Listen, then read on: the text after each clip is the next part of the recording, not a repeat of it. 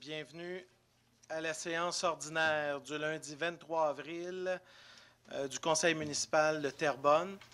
Écoutez, avant de commencer, vous savez qu'aujourd'hui, nos compatriotes de la région de Toronto vivent certainement ce qu'on souhaite à personne, des événements assez tragiques auxquels on anticipe déjà l'équivalent de 9 morts, 16 blessés.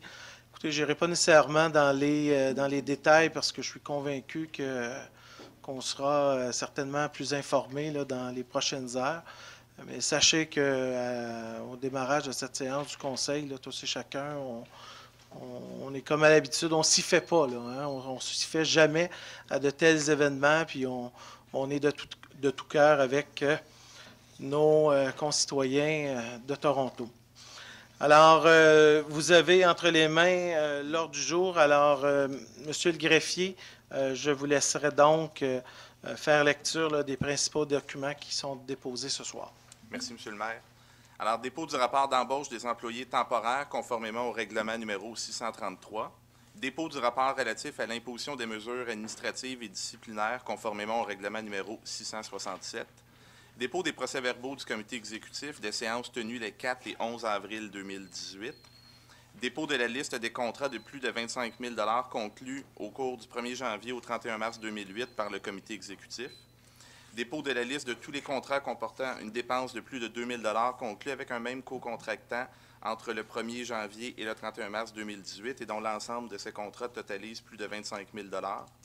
Dépôt de la liste pour le mois de mars 2018 des dépenses ou contrats octroyés par un fonctionnaire ou employé de la municipalité en vertu du règlement de délégation de pouvoir. Dépôt de la liste des écritures d'amendements budgétaires pour le mois de mars 2018. Dépôt des certificats confirmant que les règlements numéros 695, 699 et 705 sont réputés avoir été approuvés par les personnes habiles à voter. Dépôt du rapport du maire mandatant le groupe Réal-Jean pour un montant n'excédant pas 50 000 $ concernant des travaux urgents pour réparer et remettre la pompe numéro 2 en état de fonctionner au poste de pompage Marcel de la Sablonnière, en attendant la mise en place des mesures correctives permanentes. Dépôt du rapport de l'Institut sur la gouvernance d'organisations privées et publiques daté d'avril 2018 et dépôt de la déclaration finale du regroupement des maires de la Couronne-Nord pour le développement du transport collectif. Un dépôt qui est encore tout chaud et donc je vais vous lire cette déclaration finale. Attendu que près de 80 % de nos citoyens estiment que la congestion routière s'est aggravée au cours des 5 dernières années et qu'elle affecte leur qualité de vie. Attendu que les retards liés à la congestion routière sur l'ensemble des corridors analysés ont augmenté de 46 % depuis 2014 et sont susceptibles d'augmenter d'un autre 37 % d'ici 2021. Attendu que le coût de la congestion pour les régions où sont situées nos 19 villes se chiffre pour 2018 à 1,3 milliard de dollars, soit un accroissement de 120 % en 10 ans. Attendu que la croissance du coût de la congestion est supérieure à la croissance du PIB du Québec. Attendu que 88 % de nos gens d'affaires déclarent que la congestion s'est aggravée dans les dernières années et qu'elle a un impact négatif sur leurs affaires. Attendu que cet impact négatif se répercute sur leurs coûts, leur chiffre d'affaires et sur leur capacité à recruter de la main-d'œuvre. Attendu que le smog urbain est le polluant ayant la plus forte répercussion sur la santé publique, avec des coûts estimés à 36 milliards de dollars en 2015 pour l'ensemble du Canada. Attendu que nos villes connaîtront une croissance démographique et économique importante dans les années à venir. Attendu que nos villes connaissent la plus forte hausse de la part modale du transport collectif. Attendu que la construction du REM entraînera des perturbations importantes et qu'il est nécessaire de mettre rapidement en place des solutions afin d'éviter un accroissement de la congestion et un recul de l'utilisation du transport collectif. Par conséquent, le regroupement des 19 villes soumet sa vision du développement d'un réseau de transport intégré pour les 15 prochaines années dans le but de réduire la congestion et d'améliorer la mobilité des citoyens. Cette vision est le fruit d'un consensus des 19 maires du regroupement et il constitue les priorités auxquelles les gouvernements devront rapidement consacrer les investissements nécessaires, soit la mise en place d'un réseau de voies réservées en site propre sur les autoroutes 13, 15, 19 et 25 et sur certains tronçons des autoroutes 640 et 440. L'ajout d'un mode de transport lourd dans le secteur densément peuplé de Chemédé à Laval, que ce soit par l'ajout de stations de métro ou un prolongement du REM, compléter l'autoroute 19 jusqu'à la 640 et l'autoroute 13 jusqu'à l'autoroute 50 avec des aménagements pour le transport collectif. La mise sur pied d'un bureau de projet d'ici le 1er septembre 2018 pour la réalisation du réseau de transport collectif intégré Laval-Basse-Laurentide. Et voilà. Alors, vous avez donc les conclusions du consensus qui, aujourd'hui, les 19 maires représentant 1 million de population au Québec, qui, tout au long de la journée, ont participé à un forum sur la mobilité et le transport collectif. Vous savez que je participe aux travaux du comité depuis déjà 5 mois. C'est un travail qui est fastidieux. Vous savez, de réunir un ensemble de municipalités qui ont des enjeux et des préoccupations en lien avec la mobilité et le transport collectif. Et je pense que le fait d'avoir une vision commune sur la Rive-Nord de Montréal, d'avoir des préoccupations qui sont partagées, où chaque ville ne tire pas sur sa propre couverte, mais qu'il y a un consensus établi entre ces 19 villes de la Rive-Nord de Montréal. Je pense que c'est une bonne nouvelle. D'ailleurs, le ministre des Transports a annoncé son intention de créer un bureau de projet d'ici le 1er septembre. Alors ça, c'est une bonne nouvelle parce qu'on veut une planification des différents besoins et des différents projets qui sont priorisés par l'ensemble des villes et municipalités de la Rive-Nord de Montréal. Alors, je pense que c'est important ce soir là, qu'on dépose à tout de moins ce consensus qui illustre le leadership assumé des villes et des attentes que nos citoyens ont pour réduire notamment la congestion routière sur l'autoroute 25. Je pense qu'on veut depuis un bon bout de temps une voie supplémentaire pour le transport collectif, pour le covoiturage sur l'autoroute 25 jusqu'à la 640 de façon à créer une plus grande fluidité, mais une plus grande offre au niveau du transport collectif dans notre MRC, mais aussi de développer une offre de transport collectif qui va être plus efficiente dans l'axe Est-Ouest, qui est un enjeu important sur la 640. Alors, encore une fois, c'est un élément qui a été priorisé aujourd'hui. Alors, je tenais à vous en faire part parce que ce sont des enjeux qui touchent davantage là, la Rive-Nord de Montréal, donc tous nos concitoyens qui passent par Laval pour aller vers Montréal. Donc, c'est vraiment des enjeux qui touchent la 13, la 15 et la 19 et la 25. Vous savez qu'il y a une bonne nouvelle vendredi, l'annonce du démarrage d'un bureau de projet et des travaux pour le prolongement de l'autoroute 19 dépasser la 640 à Bois-des-Filions et qui va bénéficier aux gens de l'Ouest de Terrebonne. Pour nos concitoyens un petit peu plus à l'est de Lachenay, donc secteur est de Terrebonne, je tiens à vous dire qu'une deuxième rencontre du comité qui a été formé concernant le projet du train de l'Est, donc de Mascouche jusqu'au centre-ville, sur tout l'enjeu de l'accès au centre-ville. Une deuxième rencontre a lieu avec les gens de l'Autorité régionale de transport métropolitain qui est chargée de toute la planification. Une deuxième rencontre qui a lieu jeudi prochain. Et je peux vous dire là, que depuis un mois, il y a un certain nombre de décisions et d'orientations là, qui me laissent croire là, à des orientations positives là, aussi pour l'avenir du train de l'Est. Et comme vous le savez, avec mes collègues de Mascouche, la mairesse de Repentigny et bien entendu le maire de Charlemagne, là, il y a vraiment un travail qui se fait depuis quelques semaines et je tenais quand même à le souligner. Puis je veux aussi souligner le travail important de la Chambre de commerce qui, avec les autres chambres de commerce de la Rive-Nord de Montréal, ont assumé un réel leadership aussi pour tenir le phare là, au nom des entrepreneurs, des entreprises sur notre territoire, pour justement nous assurer qu'on fasse les investissements nécessaires et le rattrapage nécessaire au niveau des enjeux de la mobilité, du transport collectif sur notre territoire. Alors, je veux saluer le travail.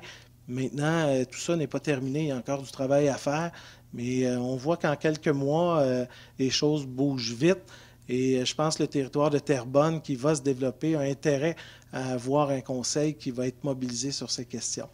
Alors, donc voilà. Maintenant, nous sommes rendus à l'ordre du jour au point. Donc, l'ouverture, j'avais besoin d'un proposeur pour l'ouverture de la séance. Alors, M. Danny Saint-Pierre. Besoin de secondaire. C'est bon.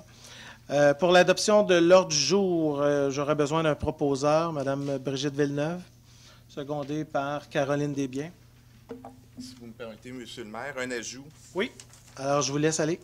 Et donc, au point 8.12, l'ajout d'une résolution pour l'abrogation d'une condition relative au plan d'implantation et d'intégration architecturale pour le projet d'agrandissement d'un immeuble à vocation institutionnelle au 1241 avenue de la Croisée. Merci. Alors, ça inclut donc l'ajout à l'heure du jour là, par Mme Desbiens et Brigitte Villeneuve. Alors, vous avez tous et toutes reçu le procès-verbal de la séance ordinaire tenue le 9 avril dans le secteur La Plaine. Alors, s'il n'y a pas de questions, j'aurais besoin d'un proposeur. Mme Brigitte Villeneuve, secondée par Nathalie Ricard. Merci. Alors, nous arrivons donc à la toute première période de questions. Alors, les citoyens qui souhaiteraient poser des questions dont les sujets ne sont pas à l'ordre du jour ce soir, je vous inviterai à vous avancer, à vous rappeler 2 questions maximum. Vous avez donc aussi 5 minutes, incluant les réponses. Donc, on vous invite rapidement à aller à votre question. Merci. Bonsoir. Bonsoir. Alain Brisebois, 1630 rue des Bernaches. Lors de la dernière séance du Conseil de ville, il a été annoncé par des gens du comité du regroupement des propriétaires solidaires qu'il y avait des nouveaux membres au comité et ainsi, seuls eux pouvaient poser des questions concernant le dossier Brady. Monsieur le maire, j'aimerais que ceci soit clarifié car ce dossier concerne l'ensemble des citoyens de Terrebonne puisqu'ils n'en payent par règlement d'emprunt la facture sur leur compte de taxes. J'aimerais maintenant savoir comment la ville traitera le dossier des citoyens touchés par les terres Brady qui ne font pas partie du regroupement en litige avec la ville afin de régler la situation. Première question. Alors, écoutez, on a une rencontre avec les membres du comité mercredi soir. Donc, on aura l'occasion de reprendre les discussions comme il y en a eu par le passé. Alors, je pense que je ne ferai pas de compte-rendu de cette rencontre qui va avoir lieu dans 2 jours. Maintenant, quant à des déclarations, qui est porte-parole au nom des citoyens, vous comprendrez que ce n'est pas les propos que moi j'ai utilisés devant la séance du Conseil. Alors, à quelque part, je vais laisser ces gens-là répondre à la question que vous soulevez ce soir. Alors, ça ne s'adresse pas directement au Conseil municipal. Par ailleurs, nous, notre préoccupation, puis je le répète depuis plusieurs mois, comme on l'a dit, d'ailleurs, il y a une communication qui a été transmise à l'ensemble des citoyens récemment de ce quartier.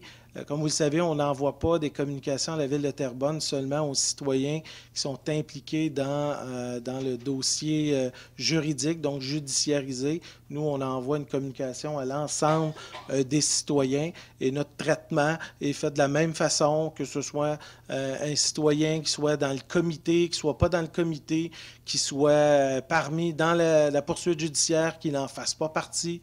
Nous, on traite le dossier avec l'ensemble des citoyens. C'est pour cette raison-là qu'on fait des communications directes à leur égard. J'aimerais vous prévenir que je souhaite faire tout en mon pouvoir pour ne pas engendrer des coûts excessifs pour arriver à un objectif de résolution du problème. J'insiste donc pour que le ministère de l'Environnement intervienne dans le dossier. Bien, écoutez, je prends note de votre question aujourd'hui, puis je ne vais pas faire un impair à la fois juridique à cet effet. Moi, aujourd'hui, ce qui m'intéresse, c'est que dans les plus brefs délais, qu'on ait un portrait de situation des terrains. Il y a des analyses qui sont en cours, puis ça va nous permettre d'avoir un état de situation. Puis pour le moment, ça m'apparaîtrait de vouloir m'exprimer à cet effet. Ça irait peut-être un petit peu plus loin. Je ne voudrais pas m'exprimer sur les analyses qui vont être faites à court terme. Monsieur le maire, je vous invite à révisionner votre réponse que vous m'avez faite le 11 décembre. Vous êtes rendu à votre 3e question, vous le savez. J'ouvre juste une petite parenthèse, parce que je pense que ça vaut la peine, à un moment donné, de vous rappeler quelque chose.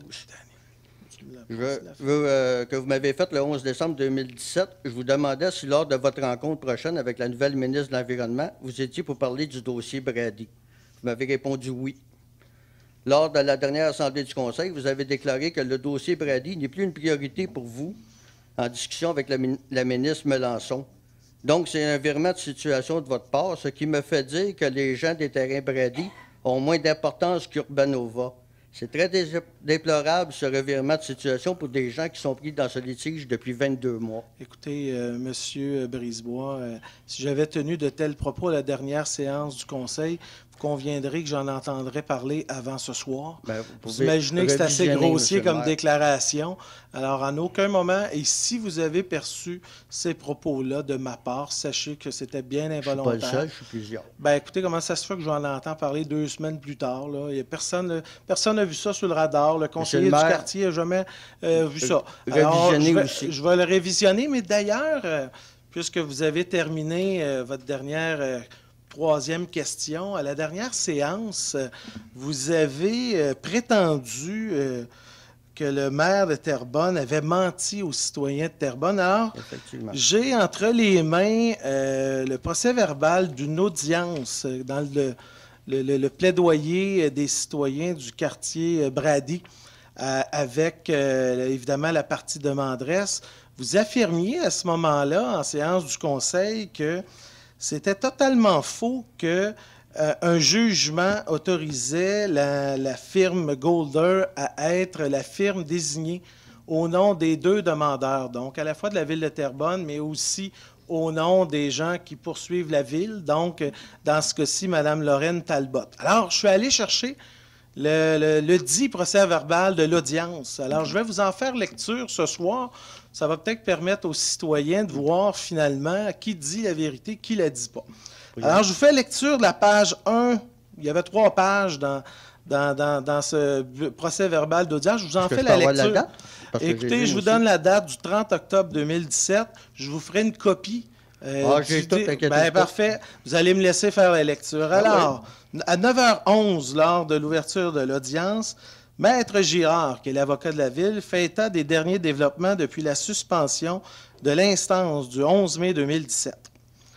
Ils en sont à la première étape, c'est-à-dire comprendre et obtenir des recommandations visant à rassurer les gens, dans ce cas-ci les 10 citoyens, de façon commune avec la partie demanderesse.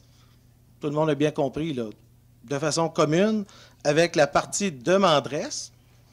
La Ville et les citoyens ont mandaté une firme d'experts, soit la firme Golder, pour accompagner les parties dans la résolution des problèmes. Juste être bien sûr, est-ce qu'on a compris la même chose? Mais moi, je peux vous dire, Maître Talbot n'avait pas la légitimité de se présenter avec Golder. Et ça, c'est très clair. Celle-là? C'est celle-là? Ici? Mais le juge n'a jamais versé d'audience non plus, n'a jamais versé de jugement là-dessus non plus à cet effet. Il va y avoir probablement des correctifs qui vont être faits. Celle-là? Qu'est-ce que vous voulez? Alors, Danny, je vais te laisser aller. Je vais te laisser la 2e partie, que vous soyez encore plus sûr. Monsieur Danny Saint-Pierre va compléter ma réponse pour être bien certain là, que les gens comprennent bien. Merci. Danny? Bonsoir, M. Brisebois. Juste pour ajouter en complément d'information, j'ai en main l'échange de courriel de Maître Girard avec Mme Talbot en date du 21 juin 2017. Maître Talbot, qui est l'avocate du regroupement. Et dans cet échange de courriel-là, il est précisé que c'est Maître Talbot qui recommande de désigner comme expert commun Golder. Et Donc, effectivement, elle n'avait pas la légitimité de le faire dans un rassemblement des citoyens. Écoutez, monsieur, ça, c'est une affaire que je ne peux pas contrôler. Et- Mais ce non, soir. Nous autres, on va le contrôler, par Oui, exemple, monsieur mais le maire. ce soir, vous ne pouvez pas affirmer que le maire de Terrebonne a menti à la population en leur disant... Est-ce que le juge le reste écoutez, le confirmé? jugement dit le contraire. Vous venez de l'entendre. On a 2 avocats qui disent le contraire. Fait que là, il y a 2 choses. Soit qu'on a 2 avocats qui ont menti, pense un que maire oui. qui a menti, puis des citoyens qui ont mal compris. Mais finalement, là, il y a bien des menteurs dans toute cette histoire-là. Là. Et là, ça n'a plus de sens. Là. Moi, ce que je veux vous dire, c'est que je me fie à des documents écrits qui sont très clairs. Si vous en avez Monsieur le d'autres juge, documents écrits Monsieur le maire. qui viennent contredire ce que je dis, mais je tiens à vous préciser, vous le dites publiquement, vous le répétez de façon continue. Et ce que je veux vous dire ce soir, c'est que la prochaine fois que vous allez le répéter, j'aimerais ça que vous ayez la démonstration écrite de ces aspects-là. Parce que traiter un maire et des membres du conseil de menteurs, ça, malheureusement, je ne l'accepte pas de qui que ce soit. Mais- Sur ce, je Monsieur vous le maire, remercie, il y a M. aucune- Brisebois. il y a aucune On va ordonnance arrêter. du juge Je vous là-dessus. remercie. Au revoir. Bonsoir. Bonsoir. Alain Dechoignard, 3793, chemin Saint-Charles. Ce matin, il y a une pétition qui est sortie concernant le train de l'Est, puis j'ai été un peu surpris de voir les armoiries de la ville de Terrebonne, surtout en cette journée du sommet du Forum sur le transport. Puis je pense que les 19 maires étaient en tout cas, tout le monde cautionne le projet du REM avec peut-être certaines réticences, mais j'aimerais juste clarifier, parce que est-ce que ça vient de la ville ou de quoi ça vient exactement? Là? C'est comme en contradiction avec ce qu'on avait aujourd'hui. Bien, non seulement que ça ne vient pas de la ville, les membres du conseil en ont jamais été informés jusqu'à maintenant.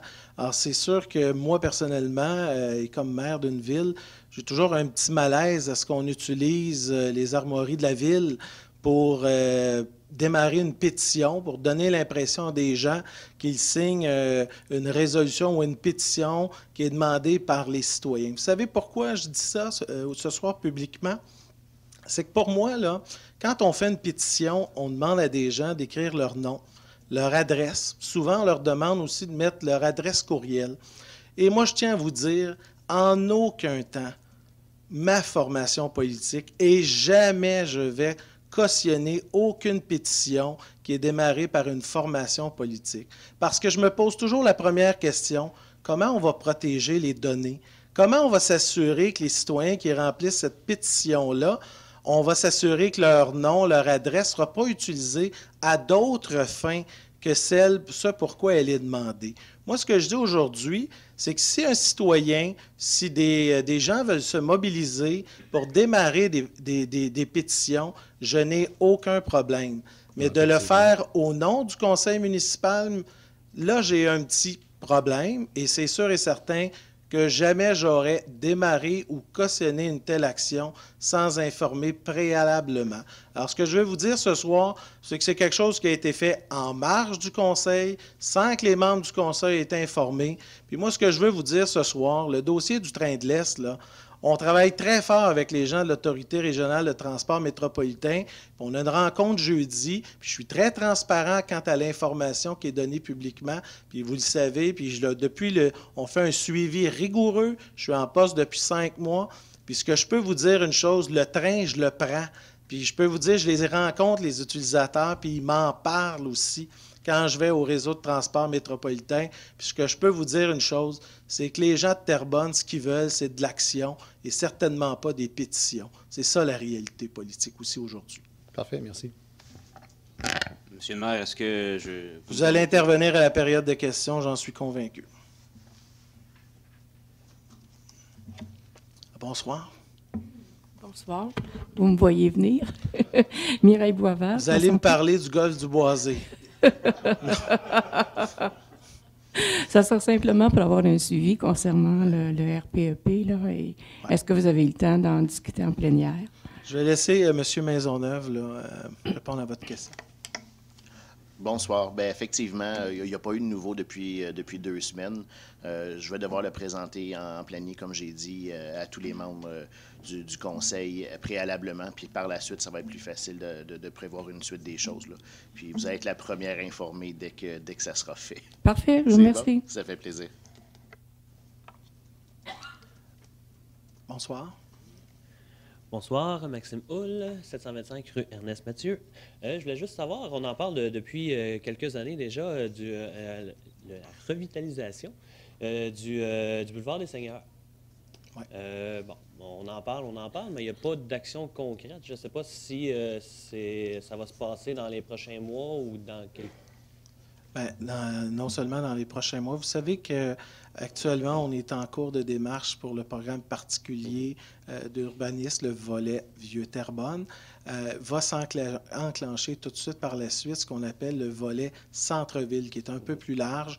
Et là, évidemment, on va aborder l'angle Masson, des Seigneurs, Maudit, jusqu'à même le golfe du Boisé. Donc, vraiment, tout ce cercle-là, ce qu'on appelle l'enjeu centre-ville. Donc, il va y avoir une démarche qui va s'en suivre. Par ailleurs, ça ne nous empêche pas de poser des gestes là, concrets quant à la revitalisation. On voit déjà sur le boulevard des Seigneurs des investissements importants.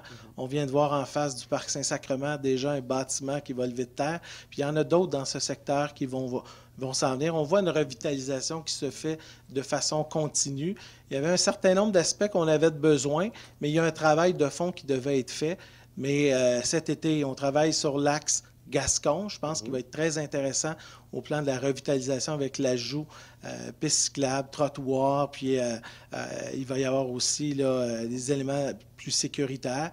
Puis pour nous, c'est dans la vision là, d'aller chercher les autres artères qui s'en suivent. Je pense que c'est une étape, on ne peut pas tout faire dans la première été, mais je pense qu'on a un beau mandat devant nous, puis je suis convaincu que les prochaines étapes là, vont nous permettre à la fois d'aller consulter les citoyens, mais aussi de se donner un plan d'ensemble qui va être structuré. En même temps, juste le temps que ça se fasse, je ne sais pas si la piste cyclable, on peut remettre de l'asphalte parce que honnêtement. Ouais, écoutez, des seigneurs, je vous le dis tout de suite, techniquement, là, dans les programmes, vous savez qu'il y a des programmes, on les appelle Tech 1, Tech 2, Tech 3. Là. Le boulevard des Seigneurs, la partie entre Maudit et Masson là, avait été identifiée là, selon sa cote. Hein. Ils ont tous une cote. Chaque rue, d'ailleurs, à Terrebonne a une cote. Là, et on sait à quelle année. Dans la planification, lorsqu'on avait fait ces travaux-là d'analyse de cette portion-là, elle était jugée pour arriver là, pour l'année 2020.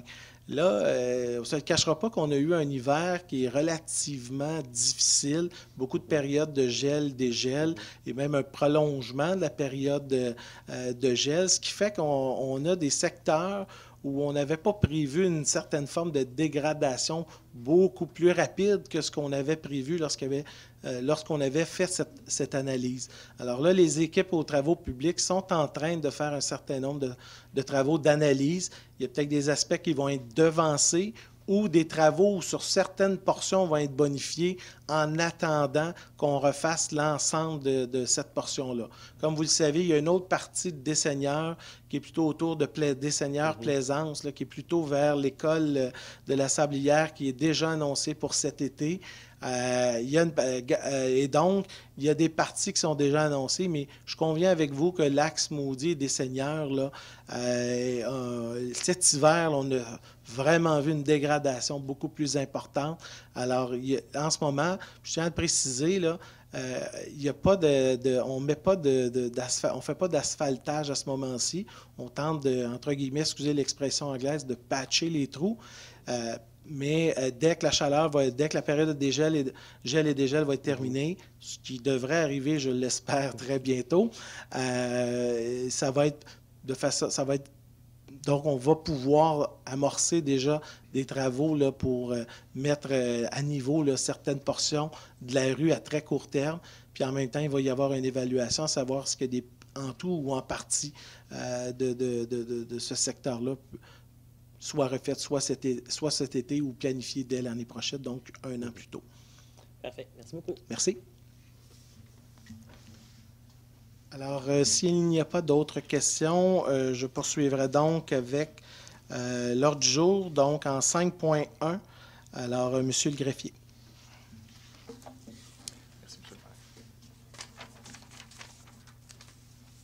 Alors que le règlement décrétant des mesures spéciales concernant l'utilisation de l'eau provenant de l'aqueduc municipal et fixant les périodes d'arrosage soit adopté sous le numéro 654-3, le projet de règlement a déjà été présenté et copie a été remise aux membres du Conseil présents lors de la séance du 9 avril 2018.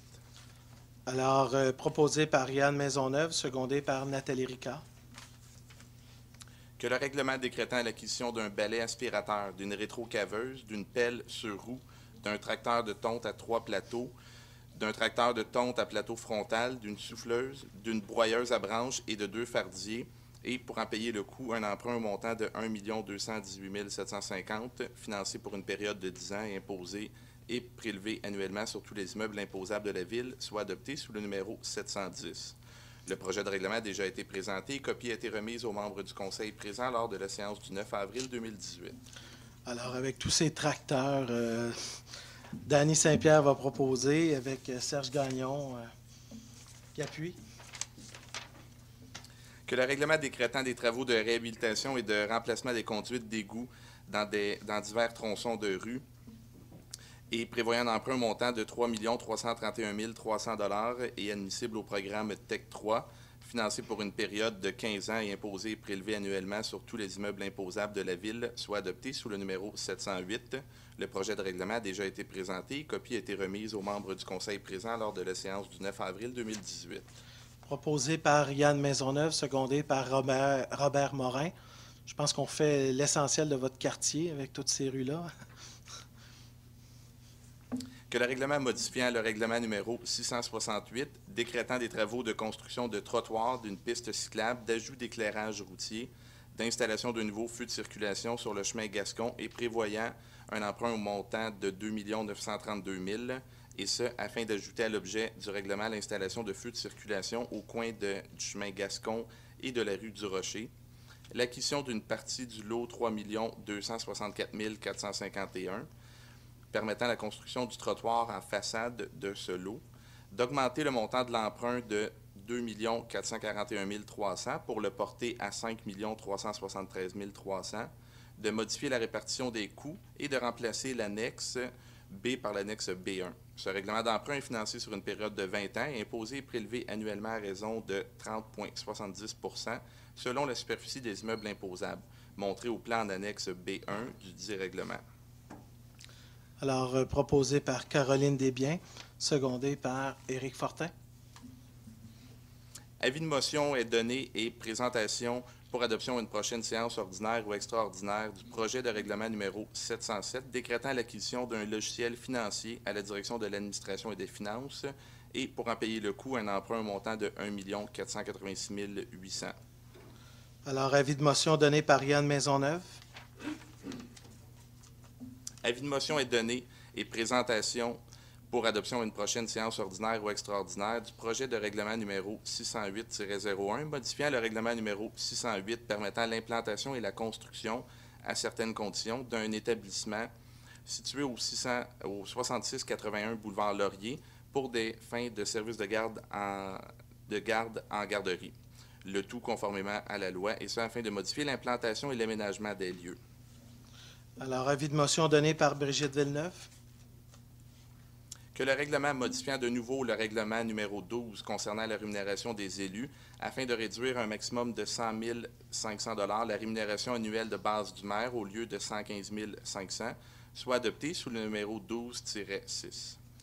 Alors, un proposeur, Yann Maisonneuve, secondé par Caroline Desbiens, et il doit y avoir une votation sur l'adoption de cette modification de règlement. Ça doit être adopté aux 2/3, incluant le maire qui doit voter. Alors, quels sont ceux qui sont en faveur de cette adoption du numéro de règlement 12.6?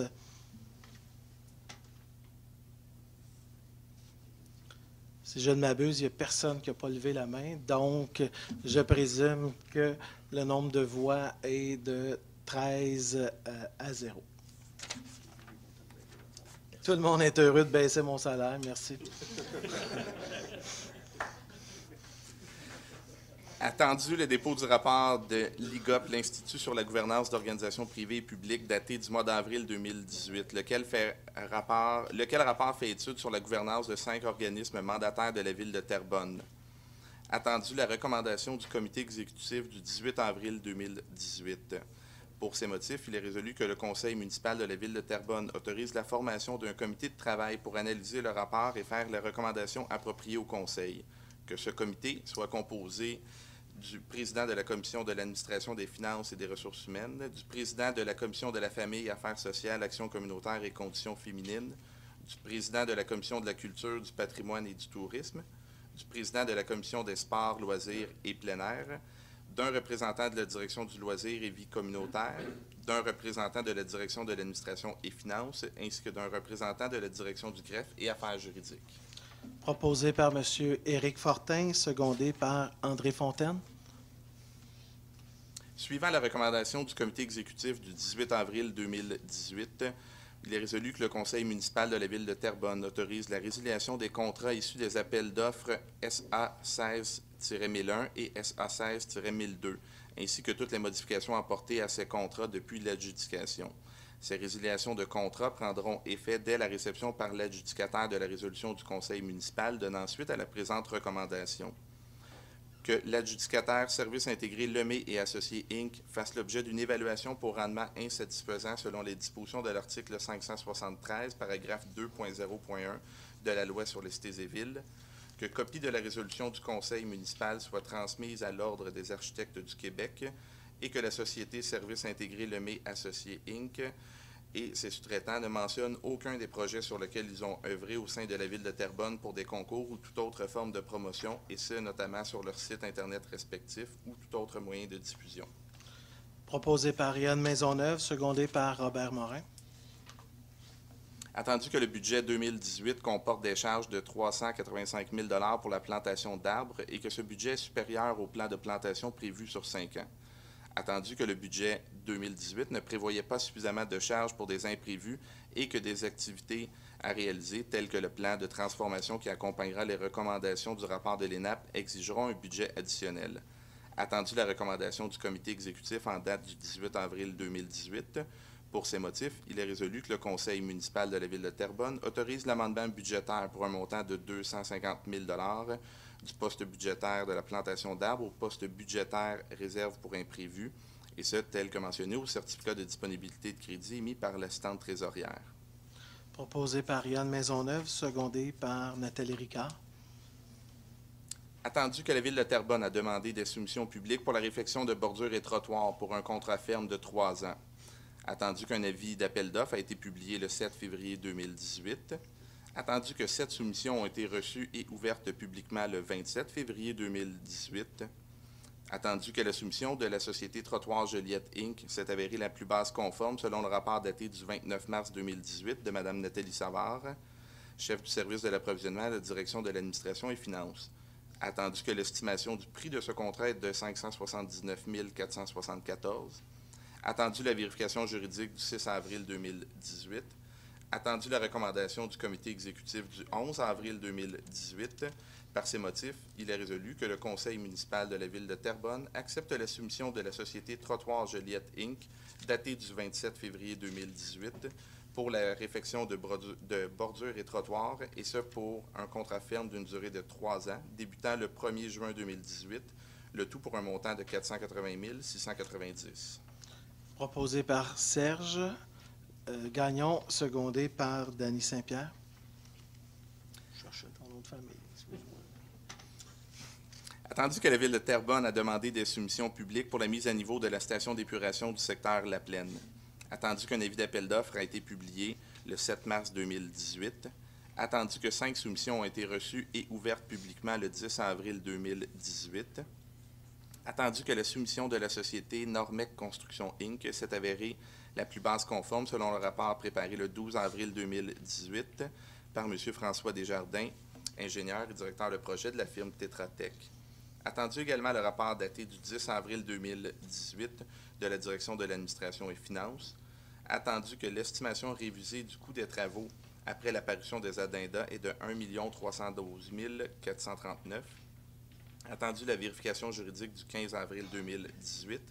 Attendu que le nom de l'entrepreneur Normec Construction Inc. n'apparaît pas à la liste des licences restreintes de la Régie du bâtiment du Québec, consultée le 23 avril 2018. Attendu la recommandation du comité exécutif du 18 avril 2018. Par ces motifs, il est résolu que le conseil municipal de la Ville de Terrebonne accepte la soumission de la société Normec Construction Inc., datée du 10 avril 2018, pour la mise à niveau de la station d'épuration du secteur La Plaine pour un montant d'1 209 647 $ à être pris à même les fonds disponibles du règlement numéro 615.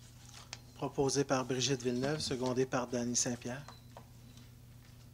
Attendu la demande datée du 29 janvier 2018 déposée par Mme Josée Bédard du groupe Conseil UDA pour le compte de Simon Lorrain qui vise l'obtention d'une résolution du Conseil municipal pour l'appui à une demande d'autorisation à la Commission de protection du territoire agricole du Québec. Attendu que la demande vise une autorisation pour une utilisation à des fins autres que l'agriculture sur les lots 4 228 403 et 4 228 405, afin d'en améliorer le potentiel agricole et les possibilités agricoles par l'enlèvement d'une couche de sable suivie d'un remblai avec une couche argileuse. Le réaménagement projeté vise une superficie de 6 hectares, consistant à enlever 60 cm de couche de sable, aménager un chemin d'accès, remettre en culture et remettre en culture pour la plantation de cèdres de haies. Attendu que la demande est conforme au règlement de zonage Mélun et que la ville de Terrebonne, car dans la zone visée, les activités d'extraction réalisées à des fins de remise en culture sont autorisées. Attendu que la CPTAQ requiert l'avis municipal basé sur les 11 critères de l'article 62 de cette même loi. Attendu que l'analyse de ces 11 critères par la Ville est positive. Par ces motifs, il est résolu que le Conseil municipal de la Ville de Terrebonne appuie favorablement la demande datée du 29 janvier 2018, déposée par Mme Josée Bédard auprès de la Commission de protection du territoire agricole du Québec, à l'effet que soit approuvée la demande d'autorisation des fins autres que l'agriculture sur les lots sciemment mentionnés du cadastre du Québec en vue de réaménagement d'une superficie de 6 hectares. Alors, c'est proposé par Éric Fortin, secondé par Serge Gagnon. Que le Conseil municipal de la Ville de Terrebonne adopte le premier projet de règlement numéro 1001-279, modifiant le règlement de zonage numéro 1001 afin d'autoriser l'usage entreposage, mini-entrepôt, dans la zone 8360-77, située sur la rue Henderson. Proposé par Danny Saint-Pierre, secondé par Brigitte Villeneuve. Avis de motion est donné et présentation du règlement pour adoption à une prochaine séance ordinaire ou extraordinaire du projet de règlement numéro 1001-279, modifiant le règlement de zonage numéro 1001 afin d'autoriser l'usage entreposage, mini-entrepôt, dans la zone 8360-77, située sur la rue Henderson. Avis de motion donné par M. Danny Saint-Pierre. Que le Conseil municipal de la Ville de Terrebonne adopte le premier projet de règlement numéro 1001-278, modifiant le règlement de zonage numéro 1001 afin d'agrandir la zone 9962-23, autorisant la classe d'usage multifamilial 3 logements à même la zone 9962-13, située sur le chemin Saint-Charles. Alors, proposé par Mme Brigitte Villeneuve, secondé par Danny Saint-Pierre. Avis de motion est donné et présentation pour adoption à une prochaine séance ordinaire ou extraordinaire du projet de règlement numéro 1001-278, modifiant le règlement de zonage numéro 1001 afin d'agrandir la zone 9962-23 qui autorise la classe d'usage multifamilial 3 logements classe C, à même cette dite zone située sur le chemin Saint-Charles. Avis de motion donné par Brigitte Villeneuve. Que le Conseil municipal de la Ville de Terrebonne adopte le premier projet de règlement numéro 1001-280, modifiant le règlement de zonage numéro 1001 afin d'autoriser les classes d'usage industriel C, E, F, I et J et commercial I dans la zone 8966-67, située sur la rue Nancy. Alors, proposé par Danny Saint-Pierre, secondé par Brigitte Villeneuve. Avis de motion et présentation pour adoption à une prochaine séance ordinaire ou extraordinaire du projet de règlement numéro 1001-280, modifiant le règlement de zonage numéro 1001 afin d'autoriser les classes d'usage industriel C, E, F, I et J et commercial I dans la zone 8966-67, située sur la rue Nancy. Avis de motion donné par André Fontaine. Que le Conseil municipal de la Ville de Terrebonne adopte le premier projet de règlement numéro 1001-281, modifiant le règlement de zonage numéro 1001 afin d'autoriser la classe d'usage multifamilial 3 logements de classe C dans la zone 9462-70, située sur le boulevard de Terrebonne. Proposé par André Fontaine et secondé par Danny Saint-Pierre. Avis de motion est donné et présentation pour adoption à une prochaine séance ordinaire ou extraordinaire du projet de règlement numéro 1001-281, modifiant le règlement de zonage numéro 1001 afin d'autoriser la classe d'usage multifamilial 3 logements classe C dans la zone 9462-70, située sur le boulevard de Terrebonne. Avis de motion donné par André Fontaine. Que le Conseil municipal de la Ville de Terrebonne adopte le procès-verbal de l'Assemblée régulière du Comité consultatif d'urbanisme tenu le 22 mars 2018 relatif aux demandes de modification réglementaire. Proposé par Danny Saint-Pierre, secondé par Brigitte Villeneuve. Attendu l'intention de la Ville de boucler les boulevards Marcel-Terrien et Pierre-Legardeur afin de sécuriser le réseau routier aux abords de l'hôpital, de la gare et du pôle de développement Est. Attendu la résolution du comité exécutif mandatant la firme Deveau Avocats à déposer une demande d'exclusion en zone agricole au nom de la Ville de Terrebonne auprès de la CPTAQ. Attendu l'avis préliminaire de la CPTAQ spécifiant le rejet éventuel de la dite demande en regard de l'intensité de celle-ci sur le domaine agricole. Attendu le dépôt d'une demande révisée à la CPTAQ répondant cette fois aux dites orientations préliminaires en vue d'une audition à la commission. Attendu la pertinence de remplacer la précédente résolution d'appui à une demande d'exclusion en zone agricole par une résolution soutenant une utilisation à des fins autres qu'agricoles. Par ces motifs, il est résolu que le Conseil municipal de la Ville de Terrebonne appuie favorablement la demande telle que révisée en date du 6 avril 2018 et déposée par Maître Fernand Deveau auprès de la Commission de la protection du territoire agricole du Québec, à l'effet que soit approuvée la demande d'autorisation à des fins autres qu'agricoles sur le lot projeté 4 519 628. Proposé par Danny Saint-Pierre, secondé par Brigitte Villeneuve. Pour le point 8.12, veuillez prendre note que Mme Nathalie Ricard et M. Robert Morin vont s'abstenir. Donc, il y a une déclaration d'intérêt pour tous les deux pour le point 8.12. Il est résolu que le Conseil municipal de la Ville de Terrebonne abroge le point numéro 2 de la résolution 198-05-2017 du dossier 2017-00158 autorisé par le Conseil municipal du 8 mai 2017. Proposé par Danny Saint-Pierre, secondé par Yann Maisonneuve. Il est résolu que le maire ou le maire suppléant et le greffier ou l'assistant greffier soient et sont autorisés à signer, pour et au nom de la Ville de Terrebonne, les lettres d'entente suivantes à intervenir entre la Ville de Terrebonne et le Syndicat canadien de la fonction publique, section locale 2326, le tout suivant les recommandations du comité exécutif du 18 avril 2018, à savoir l'entente concernant l'application de l'article 22.01 de la Convention collective, et ainsi que l'entente concernant la modification de l'horaire de la secrétaire de direction à la direction de la police. Alors, proposé par Yann Maisonneuve, secondé par Serge Gagnon. On n'a pas de point 11, sécurité publique, ni dans les affaires nouvelles.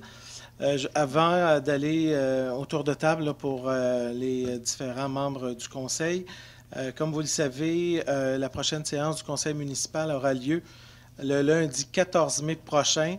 Elle se tiendra à l'école Jeunes du Monde, le 452 rue de Neuilly à Terrebonne. Je tiens quand même à préciser que c'est une nouvelle école, on n'est jamais allé là. Donc, c'est dans le quartier Urbanova. Non, même pas. Dans l'ancienne partie, mais c'est dans ce coin-là, pareil. Là, tu sais, là. Et donc, plutôt à l'ouest de Terrebonne, mais pas dans le quartier de l'ouest de Terrebonne. Donc, c'est important de le souligner. Donc, prochaine séance du Conseil du 14 mai. Et donc, je voulais le souligner. Maintenant, on arrive à la période d'hiver. Donc, excusez, je veux juste trouver ma petite feuille. Donc, la prise de parole des membres du Conseil. Dans un premier temps, là, 4 conseillers. Alors, je céderai la parole à Mme Nathalie Ricard.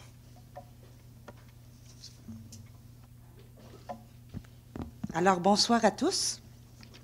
Alors, je tenais ce soir à féliciter notre maire pour son implication que je qualifierais de dynamique en matière de mobilité et de transport en commun. Jamais à Terrebonne, nous avons eu un leadership politique aussi solide dans le domaine.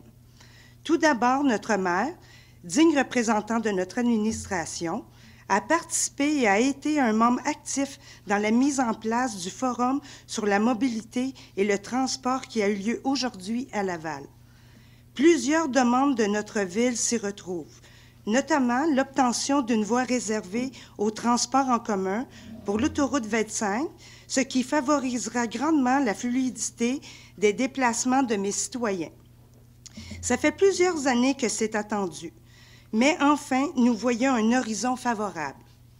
J'ai aussi appris que Marc-André Plante sera nommé sous peu membre de la Commission du transport de l'Union des municipalités du Québec.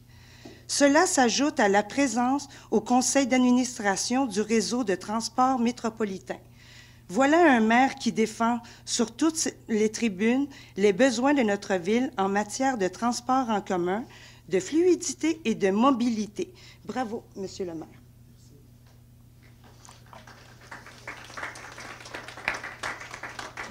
Merci. Vous savez, sur les enjeux de transport, on a tellement d'enjeux à Terrebonne, à l'est, à l'ouest. On a tellement de villes voisines qu'à peu près tous mes collègues maires, il y a tellement, et au nord aussi, avec la 337.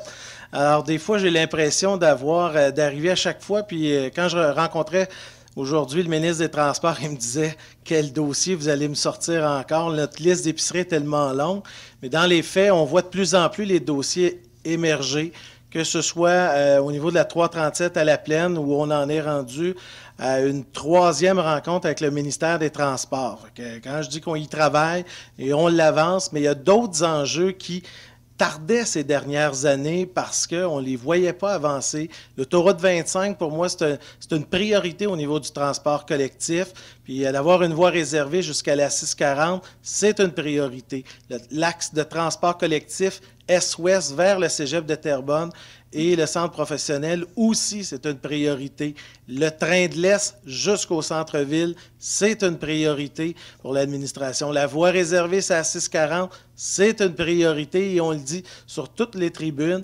Et je pense que je le répète encore aujourd'hui, je pense qu'à la fin de mon mandat, là, je vais être un bon ministre des Transports certainement, là, mais les dossiers, on les connaît, ils sont bien adressés. Je pense que c'est important que les membres du Conseil sentent qu'on consacre beaucoup d'énergie parce que la congestion routière, ça arrive nord de Montréal et à Terrebonne, c'est un enjeu important pour nos citoyens. Puis je tiens à leur dire là, que je consacre énormément de temps sur ce dossier-là parce que j'y crois profondément. Alors, merci de vos propos ce soir. Yann Maisonneuve, notre prochain intervenant. Oui, merci, Monsieur le maire. En fait, moi, c'est dans le cadre de la RAIM, donc c'est la Régie intermunicipale d'Aqueduc des Moulins. Les gens connaissent probablement la maison Lacasse. Dans le fond, la maison Lacasse, c'est une maison ancestrale qui est juste voisine de l'usine de filtration de la RAIM qui est là. Il y a eu précédemment des projets qui étaient sur la table à dessin, notamment un qui avait été retenu, c'était celui d'avoir un écomusée de l'eau. Sauf que le projet nécessitait beaucoup trop d'argent, honnêtement. Il nécessitait d'aller chercher de l'argent en plus dans les poches des contribuables de plus.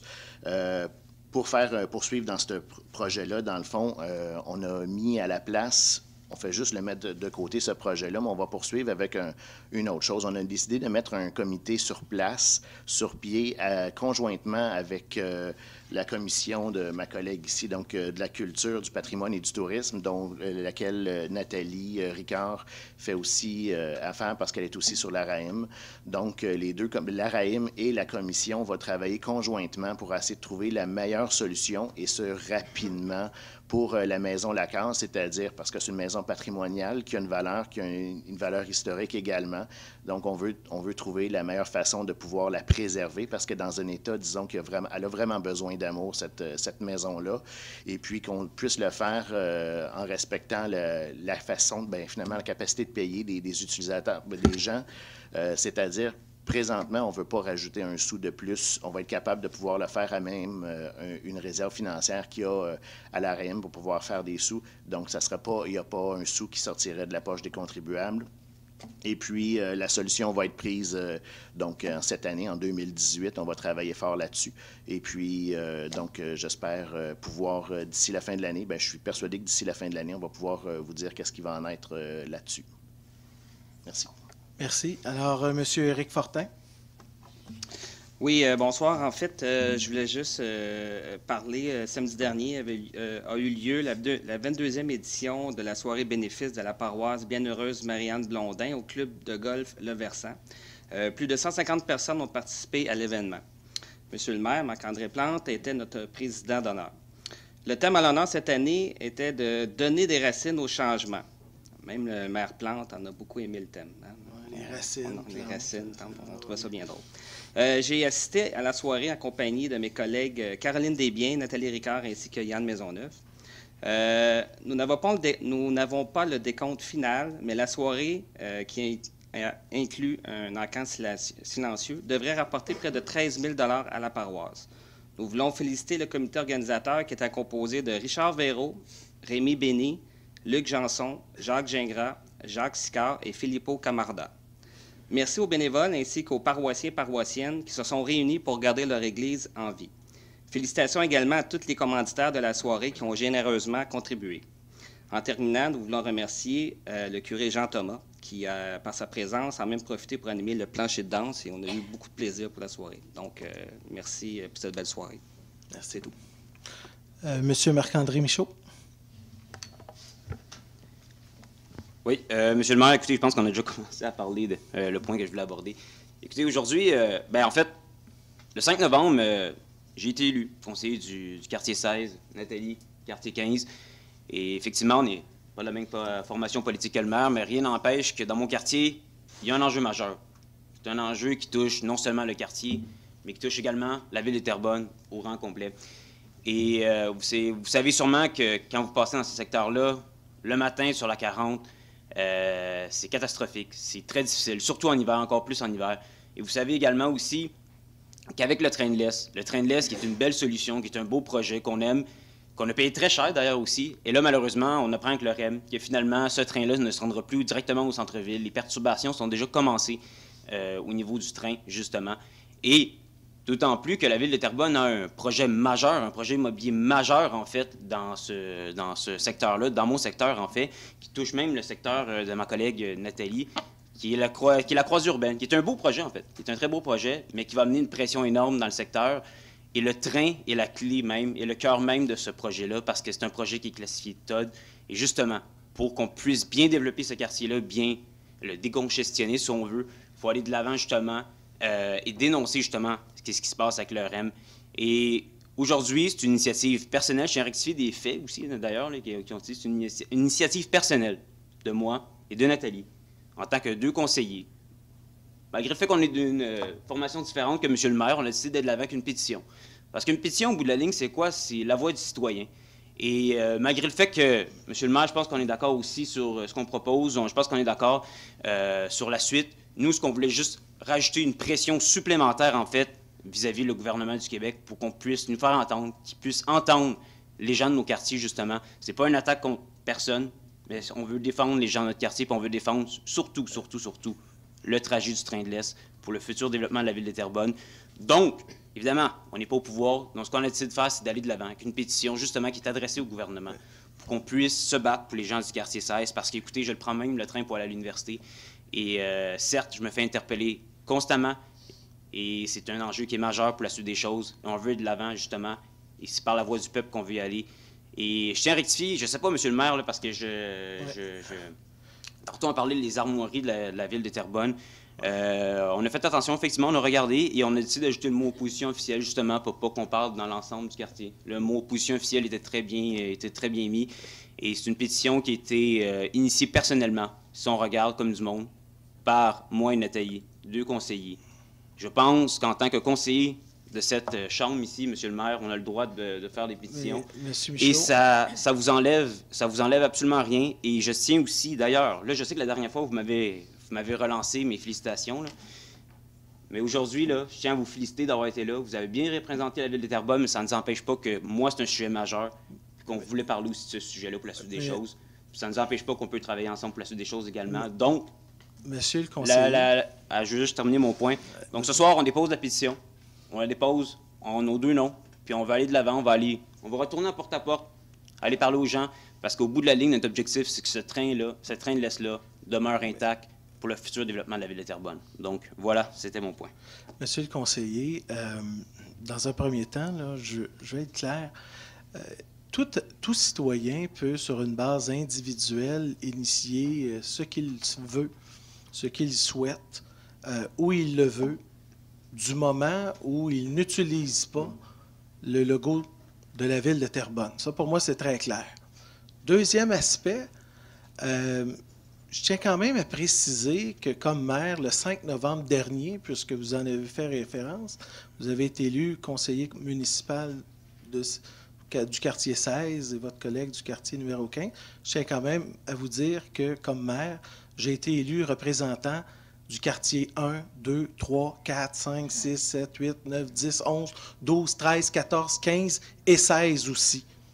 et je représente l'ensemble des citoyens de Terrebonne au quotidien. Chaque matin, je ne me lève pas en me disant « je représente juste 12 quartiers, puis les autres, je m'en préoccupe pas ». Au contraire, je les représente de la même façon.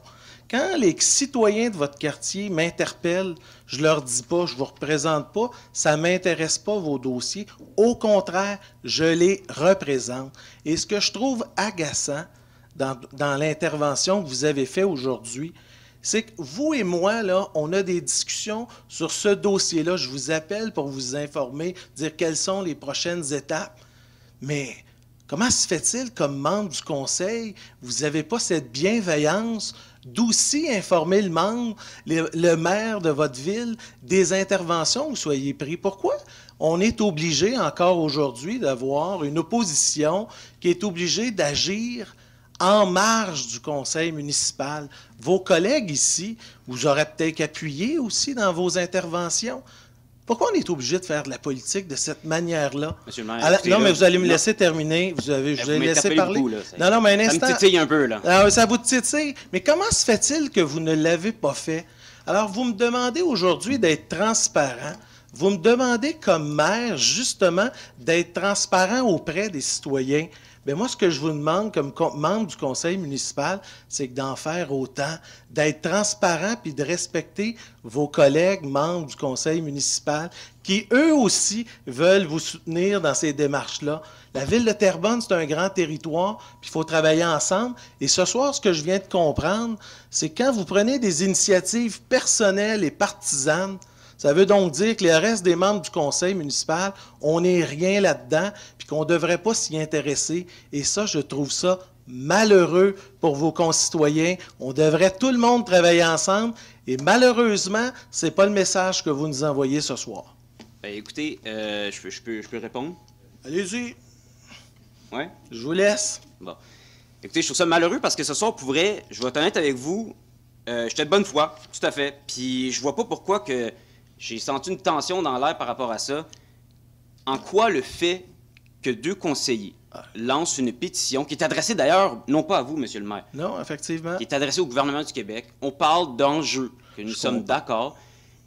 Pourquoi une pétition initiée par 2 conseillers, avec des citoyens, causerait problème? Je vois pas pourquoi ça causerait problème. La pétition, si M. Saint-Pierre ou M. Leclerc décident de faire une pétition pour la 337, en quoi moi, ça me cause problème? Mais je me sentirais pas attaqué parce que 2 autres conseillers décident de faire une pétition. Je représente les gens de ce quartier-là. C'est un enjeu qui est d'actualité. Et je me suis dit, moi, je veux aller de l'avant. Je veux me battre pour les gens de mon quartier. Puis ça ne change rien votre travail. Mais moi, ce que je vous demande, n'utilisez pas le logo de la ville, point à la ligne.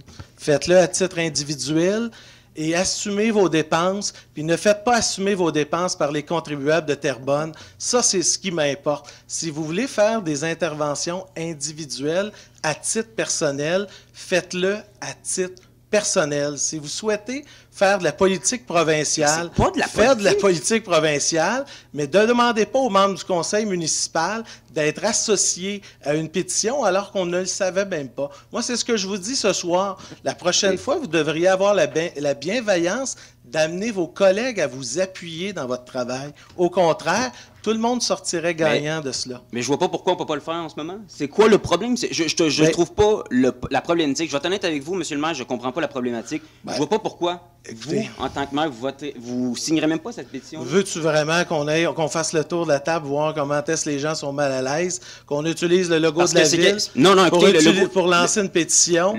Voyons donc. Non, attendez, là.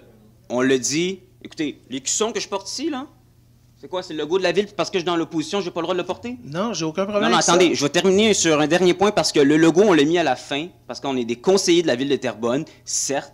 Mais vous n'agissez pas au nom du conseil municipal. Attendez, deuxième point, on a précisé que c'était l'opposition officielle. Je vois pas qu'on peut...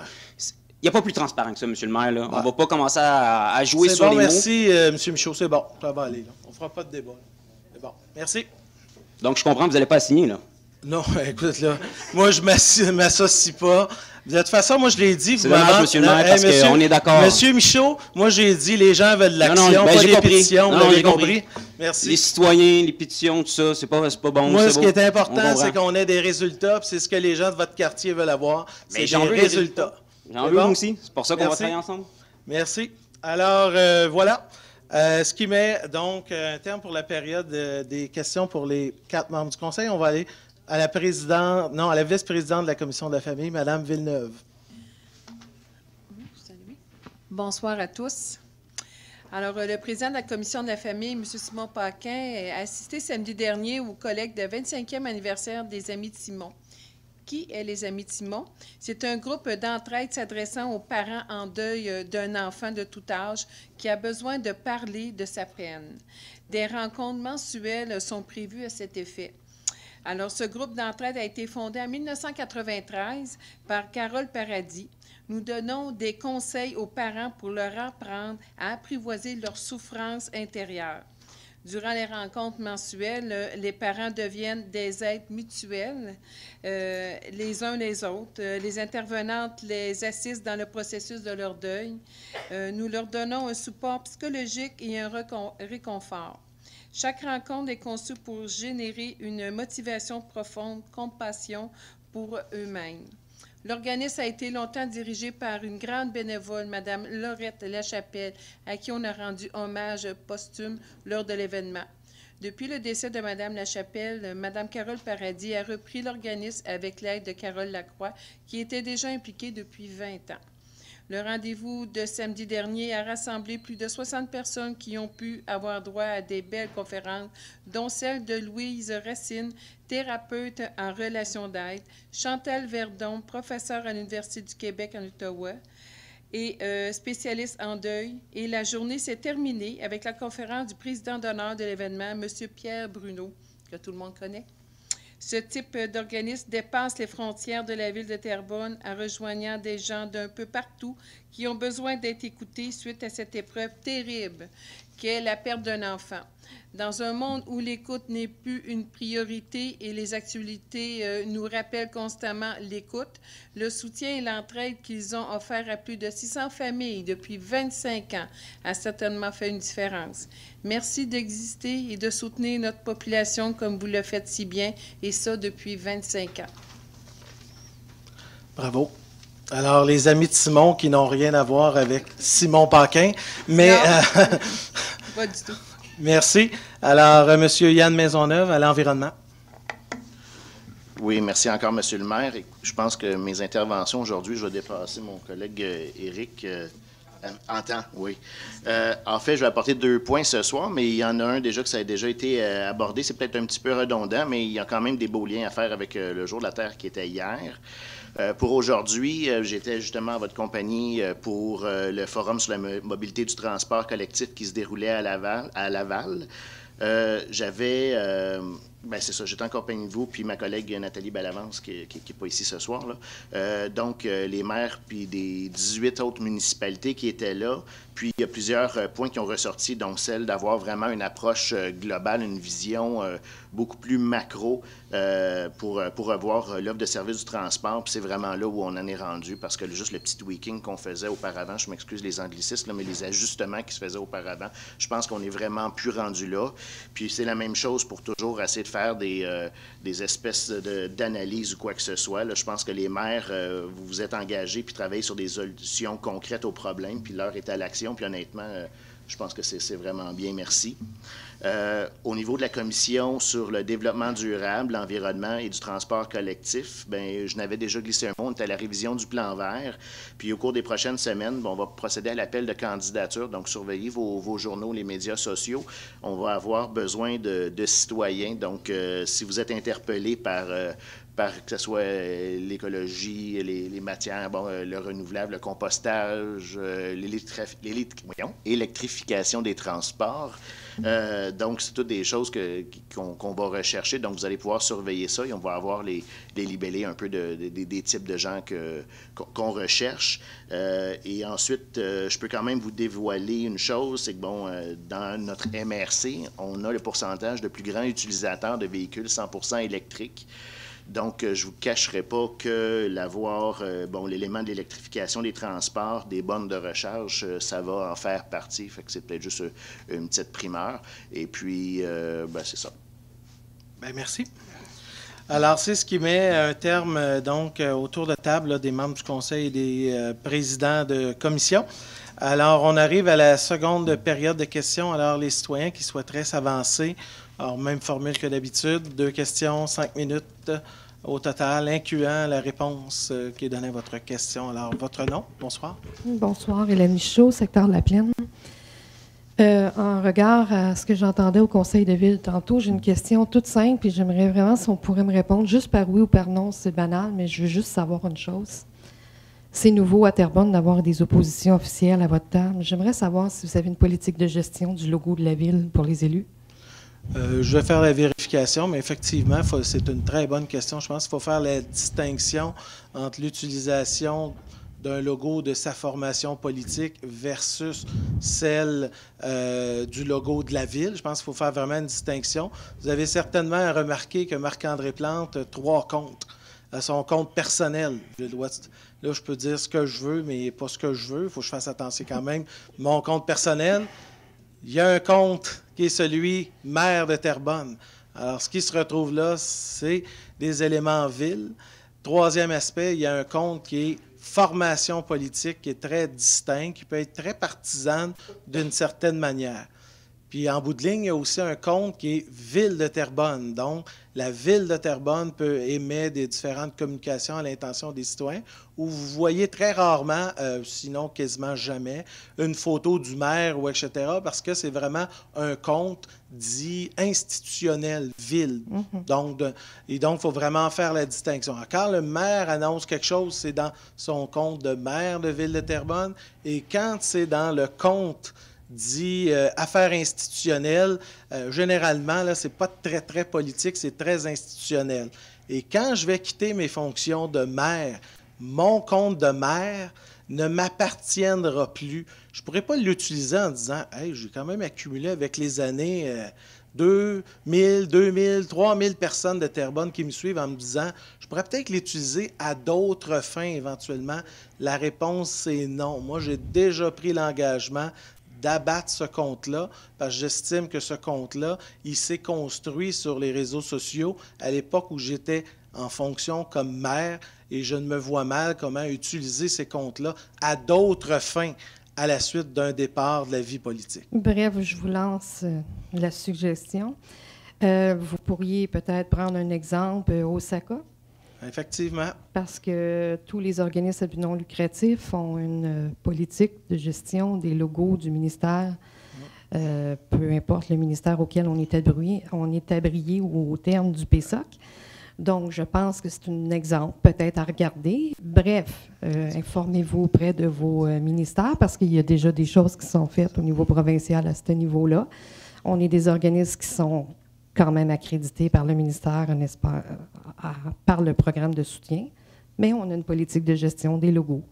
Donc, je pense que c'est nouveau à Terrebonne d'avoir des oppositions, mais par contre, là où j'ai un bémol, ici, je vais juste répondre à votre question. Je vais juste dire, je reçois votre question, on pourra vous revenir avec un suivi. On me dit qu'il y a effectivement un élément de gestion de logo, mais est-ce que ça s'étend quant à son utilisation, etc.?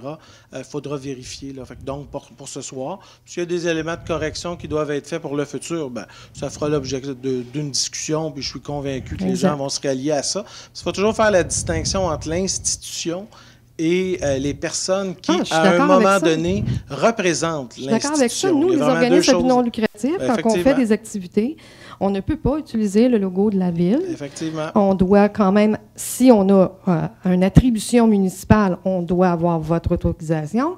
J'en conviens. Mais ce que je dis, c'est qu'à la lumière de ce qu'il y en est aujourd'hui, je trouve dommage qu'on perde l'occasion d'avoir un pouvoir citoyen par une mise en place d'une pétition qui est là, simplement pour un logo attribué ou encore simplement par un manque de communication entre les partis qui sont en place. Je vous explique. De mon côté, qui est une citoyenne, je peux venir voir Génération Terrebonne, je peux venir voir le NET, ou encore je pourrais venir voir l'ADT et individuellement dire au parti, écoutez, je me mobilise parce que je voudrais que la loi change sur tel niveau. Est-ce que vous êtes d'accord pour vous inciter là-dedans? Si vous êtes d'accord, parfait, tant mieux. Ça veut dire qu'on ne part pas en guerre. On part vraiment de bon pied pour améliorer. C'est l'amélioration de la qualité de vie des citoyens de Terrebonne, et c'est comme ça ma vision. Donc, moi, ce que je dis présentement, c'est, nonobstant le fait dont la façon la pétition a été faite, mais moi, ce soir, je vous sensibilise, à vous, l'ADT, à vous, le NET, à vous, M. Brisebois, les gens qui sont indépendants. Bref, je me mobilise auprès du conseil de ville pour dire, s'il vous plaît, appuyez cette pétition simplement pour arriver à un bon rendement au niveau des demandes qui sont faites au niveau ministère. Écoutez, Madame Michaud, ce soir d'abord, en aucun temps, qui que ce soit ici a dit que il faut s'opposer à des pétitions citoyennes. Non, je ne parle pas d'opposition, je parle d'appui. Non, mais d'appui ou non, je tiens quand même à rectifier si cette perception a été donnée. Deuxième aspect, si demain matin, vous venez me voir comme maire, vous me demandez de démarrer une pétition, je vais vous dire, Madame Michaud, partez votre pétition, voici comment, etc.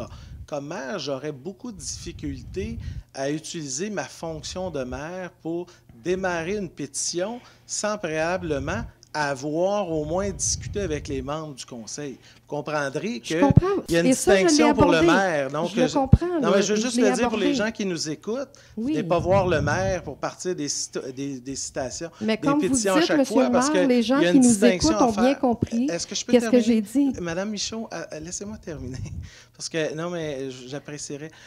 Et donc, il n'y a absolument aucune intention de brimer le droit à qui que ce soit de démarrer une pétition. Ce qu'il faut faire la distinction, c'est quand une pétition dite partisane ou une pétition dite individuelle, moi-même, Marc-André Plante, l'individu, je souhaiterais tel ou tel changement.